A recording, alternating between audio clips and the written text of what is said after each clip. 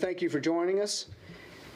I'm Captain Steve Fishback with the Charlotte-Mecklenburg Police Department, formerly of Public Affairs, now with the Eastway Patrol Division. And today we're here to speak about reckless driving in Charlotte, and more specifically, street takeovers. A street takeover is where a number of vehicles line up and block a roadway for the purposes of competitive speeding, doing burnouts, or donuts. Over the weekend, there were multiple instances of these type street takeovers. This type of behavior is dangerous and absolutely senseless, and it will be met with enforcement, as this continues to be a priority for the CMPD. Our transportation has been diligently leading this effort to crack down on these street takeovers, and here to speak with us is Major Dave Johnson of the Special Operations Bureau. Major. Thanks, Steve. Good afternoon, everybody. My name is Dave Johnson. I'm the major here at CMPD over the Special Operations Bureau, which includes the Transportation Division. I'm here today to discuss a nationwide phenomenon that certainly Charlotte and the Charlotte area has not been immune to, specifically incidents of aggressive driving and reckless driving in conjunction with street takeovers. More than just a nuisance or an annoyance, this type of activity is dangerous, and those who organize it and participate in it have zero regard for public safety or the laws put in place to ensure that safety. CMPD takes this type of lawlessness seriously and is leveraging resources at our disposal to address it.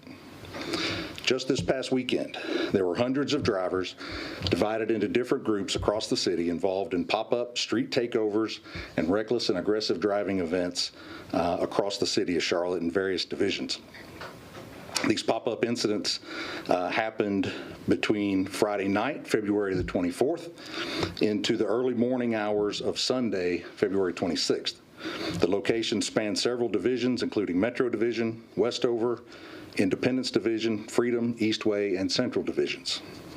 The vast majority of these incidents happen at night when visibility is low, and some occur in highly populated areas such as downtown and Central Division, which only adds to the dangerous level of these activities. CMPD's Transportation Division, along with the helicopter unit and patrol officers from a number of divisions, mobilized and responded to these areas, conducting traffic stops and taking enforcement action that included citations, arrests, seizures, and vehicles towed as evidence. CMPD is aware of witness cell phone video from some vehicles doing burnouts at around 3 a.m. on Sunday morning near the NASCAR Hall of Fame building. Central Division Crime Reduction Unit officers did respond to that scene. They dispersed that crowd and investigated a minor hit-and-run accident involving a light pole. This incident is under investigation with charges pending. However, it was a relatively minor incident compared to other locations across the city where we literally had hundreds of vehicles gathering to take place in this very dangerous activity. The community has asked, what is CMPD doing to hold those accountable for their actions in these street takeover incidents? Well, just in the past month, CMPD has ramped up its targeted enforcement of this activity. Officers have written 54 citations in relation to this type of activity. We've made 5 arrests, and we have towed, seized, or taken into custody as evidence 12 separate vehicles. Now, these 12 vehicles represent a major jump in enforcement, with the majority of these coming in just the past few weeks as we've seen this activity escalate. There are, however, some major challenges when it comes to enforcement actions, particularly in identifying the drivers of these cars, as many of the drivers of these cars are not the registered owners of these cars, and nor do many of these cars have the properly affixed license plate that is supposed to be on these cars. So it makes it a challenge to identify who's driving these cars and who owns these cars. These drivers also, some of them rarely, if ever, stop for police officers. CMPD's pursuit policy, which is in place to put some guardrails up and to help mitigate harm to the citizens of the public and of Charlotte only permits officers to pursue for crimes dangerous to life. And these street takeovers and burnouts do not rise to the level of crime in which CMPD officers are authorized to pursue. We're looking forward to working with City Council and the state legislature to draft and enact local ordinances and state statutes that hopefully will assist us in adding some teeth to the enforcement resources that we already have at our disposal. CMPD will continue to target these dangerous incidents and hold those responsible accountable. Thank you, and I'll take some questions in regard to this. Major, you mentioned the enforcement and trying to stop these takeovers. Has there been the thought of just placing officers in these problem areas, or is it always after someone calls 911? So, I mentioned earlier, literally hundreds of cars in different groups spread out across the city. And it's different locations every weekend. So there are some locations that are repeat locations, but they may go back to that in consecutive weeks, or they may not. So really, it's we're driven by what we see and what we know, and we also have constraints of just not being able to be everywhere at once. Right. So in instances where we have an idea where they're going to be, we'll be proactive. When they pop up in places that we weren't expecting them, we respond, and we have a protocol that we follow when we respond to try to maximize our enforcement efforts. I guess with this recent one that we have all seen the video from, I mean, that's minutes from here, which is kind of rogue for these drivers to think they don't care that police is minutes away. So that's what I'm saying. Is there reason why, police are not, specifically when we talk about the uptown, I mean, it's walking distance from here. It is. I mean, it just goes to show you the lawlessness and the kind of rogue attitude that's involved in this type of activity, which is why it's very important to us and very important to the public and why we're here today. As a point of view education, I know this, a few of us know this, but just to point out here, people will probably see that graph and say, oh, only 5 arrests for everything that's happened, but they don't necessarily note the 54 citations that's also been happening too. This goes to the wall the way it currently is. Reckless driving is a citation, and these people are probably what are they being arrested for if they are getting arrested? So we're encountering drugs and guns, in the stuff that we can arrest for. I know at least one of those arrests is for felony fleeing to elude. So if somebody doesn't stop and we are able to catch them later, we can charge them with the felony and seize their vehicle. So that's what some of those arrests are for. But as far as citations, specifically for the fact that, I mean, these street takeovers were going on, reckless driving is a citable offense, not necessarily arrestable. It's citable and arrestable. Yeah. But if just for instance, if I have 20 officers working to target this and 10 of them make arrests, those 10 officers are now gone off the street for a number of hours processing those arrests. So we feel a more effective tactic is to issue that citation, give that person their day in court, and then we seize that vehicle as evidence until it's no longer needed for court purposes. We know there's a bill being drafted right now in Raleigh, but you talked about local ordinances. Mm-hmm. What have those conversations been like? And looking at a bill, what would you like it to have in it to give it some teeth? We would love for it to be as stringent as possible. We know there are some jurisdictions across the country that have mandated high fines, $1,000 fines, 6-month seizure, automatic seizure of that vehicle if they're convicted. We would love to see something like that that has an immediate effect. Major, do you think writing the citation is an effective way to keep these people off the streets? They will have to have their day in court. Right, there are costs that are associated with receiving a citation, especially one for reckless driving. We hope that in conjunction with the possibility of losing access to their vehicle will have the proper teeth that we need, but we know that there's an uphill climb associated with that. So then why don't you just arrest them? I know you said you don't want to take officers off the street, but in instances that are particularly egregious and we feel like it's necessary to take somebody to jail that night, we do. We certainly do. And we have that discretion to make that choice if we feel like it's appropriate. However, best use of resources. We're all operating with limited staffing and limited resources, and we don't want to use that as a crutch, but we need to be smart about how we manage those resources as well. Yes. I can't help but notice, I live out on Tybola Road, and I actually hear a lot of street racing that actually happens there, especially on weekends, Friday, Saturday nights. It's a very common feature. It's like especially late at night. And a lot of these happen in such an instance where by the time you guys get the call, by the time a 911 call's made, this thing's already gone. Correct. So how many of these do you think you're actually missing out on the streets? How many of what are we missing? Street racing, street takeover incidents? Folks are very freely and willingly calling 911 when they see this, and we want that to continue. Yeah.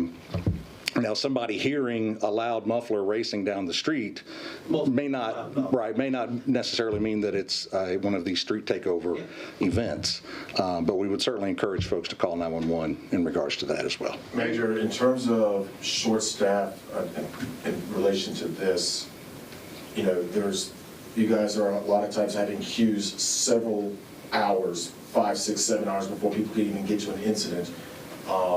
And so how long is it taking you guys before you're able to show up to some of these things because of the shortage of staff that you guys have? We've been able to respond to these pretty quickly. So we've put a protocol in place with not only our transportation unit, but with the patrol officers that are going to be responding to these, so that it's the incident is recognized early. It's dispatched on early, and we get those officers en route. And when they get there, they know how to handle it. So we've been pleased with our response thus far. Now, the challenge is once officers get there, you've got cars scattering in every direction. If we can get one of them stopped and take enforcement action, we do. Otherwise, we try to document everything that we see and then do some follow-up investigation and see if we can catch them on the back end. Major, let me ask you, I know, and you said the time has kind of changed for February. Last month, we've had several 911 calls of people complaining it's been 15 minutes, 20 minutes, 30 minutes, and no officers have arrived. What goes into the response, and has there been action put in place in recent weeks? It's going back to last month, again, these 911 calls, people have complained about no officers responding. So, again, sometimes it's a matter of resources. Sometimes it's a matter of everyone in that chain of events recognizing the urgency of the matter and making sure that it gets dispatched properly. So there are a lot of dominoes that have to fall behind the scenes in order to get an officer on the scene. We would love to think it's as easy as a 911 call gets an officer there right away, but it's not quite that easy. But we certainly understand the frustration. We are living it day to day, every day with our staffing challenges. And like I said, I'm not here to lean on that as a crutch, but we have a job to do, and the public expects us to do that job, and we're going to make every effort to do that. So does the dispatcher play a part in that? You may not know or can answer that, but when someone calls 911 and asking for a specific address, does the dispatcher play a role in that? Because there's also been some instances where the dispatcher is kind of asking questions that these people may not know, such as address, and they're just calling to report it. Sure. What's the protocol and process? Yeah, every call is taken by a 911 call taker, right? And then that call is transferred to a dispatcher, right, who is sending officers. And what people don't understand sometimes is while that 911 call taker is asking you details, they've already sent the call to a dispatcher, and those officers they're looking for officers to send. So people can get frustrated sometimes. Hey, why aren't you sending the police? Why are you asking me these questions? Well, they're asking those questions to inform the officers that are many times already on the way. Total leading question here, but what do you have to say to the people that are organizing these events? Because chances are they might be watching, they might be listening. What do you have to say to them, the ones that are organizing this? Because, I mean, honestly, it's a point of annoyance for people. It very much is. And I was told to keep this PG, so I'll keep my language as such. But it's very frustrating. These folks, some of them are even juveniles, we know, that are organizing this. And ultimately, those are the ones that we want to target with charges, right? So as we're identifying folks that are participating, folks that are there spectating, ultimately our ultimate goal is to cut the head off the snake and get the people that are organizing this. To that end, those citations and the arrests, have any of those involved juveniles, at least for the ones for February? I'd have to research those and let you know. What are the resources that are used? I mean, we were just out in Uptown, and you see the tire marks. Obviously, someone has to pay for that to get fixed. Well, it's a rubber mark on a street, right? And CDOT would be responsible for that, or the state if it's a state-maintained road. But we're also working with CDOT to explore some physical barriers that are used in some other jurisdictions to possibly try to put a little bit of a hindrance on this as well. Major, have you just thought about starting to arrest some of these people, even though you're short resources, just to set a point, as opposed to the 5, and maybe even flip that instead of 54 citations and 5 arrests, the other way around? We'd love to arrest everybody where it's appropriate, right? Where we feel like it's an appropriate charge. We have to be good managers of our resources, as I mentioned, right? And in not every instance is an arrest warranted. But if somebody is out here and they're just egregiously, we know for sure they were participating and they were the ones either blocking the road or they're doing the burnouts, we're going to, more than likely, we're going to take those folks to jail and pursue every charge that we can. Is that what you mentioned earlier? Is that part of the problem where you see a lot of times you don't even know who's driving these cars? Is that the big, is that the biggest problem that you're facing? That's one of them, right? Identifying the drivers and identifying the vehicles, right? If it's a nondescript vehicle with no specialty markings on it, or it's not customized, it can be hard to find that black 2-door, sedan or coupe when it's the tag on it is not the tag that's supposed to be on the vehicle if it has a tag at all. So that is another challenge. You are right. And, just so we're clear here, with the incident that happened this week, and that's part of the reason why we're all here. Sure. So let's refer more to this specifically. How many arrests did you have for this incident and citations? Just this past weekend? Yes. Oh, citywide? Citywide. So citywide, I don't know if I have those citywide numbers just for the weekend. Because we know this is. I have it. This is correct. This is for the last month. But I do know just offhand, and I think it's going to be in the press release, the specific numbers. Yeah, the press release is coming out with the specific numbers. But we got our hands on 8 vehicles just this past weekend alone. Where was the area that had the most cars? I know you said it started Friday through Sunday morning. Do you know where? The one area that I heard the most about was along Sardis Road North, in that area, Independence Division, Okay. bordering Matthews. We had a large number of vehicles in that area that took a lot of our attention, which was one of the reasons, like I said, that we weren't close enough to have that rapid response to keep them from the Hall of Fame. One more question over here from the Observer. How do these numbers compare to February last year? And if there's an increase, what do you think is driving that increase in these takeovers? Well, it's a nationwide trend, right? It doesn't take a lot of internet searching to find that in big cities all across the country, from the East Coast to the West Coast, they're struggling with these types of incidents, how to enforce them properly, how to stop them, how to get ahead of them.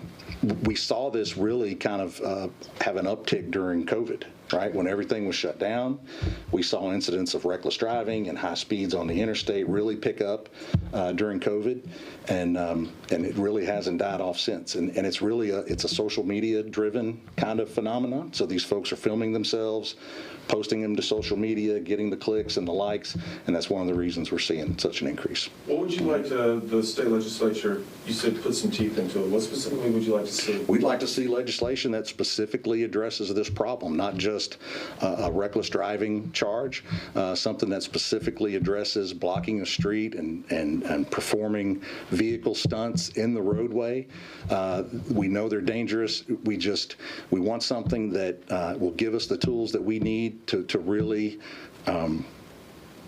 have some teeth and really have an effective enforcement strategy for these folks. Should it be a felony? Oh, I think absolutely it should be a felony, but that's up to the legislature to decide. If it's a felony, then you would have to make arrests, which you say you don't have the manpower to do. Well, I didn't say we didn't have the manpower to make arrests, because we have made arrests. But if there's instances in which we can cite and we feel like a citation is appropriate, we do that. If we feel like we need to make an arrest, we do that as well. Yeah, I never said we can't make arrests.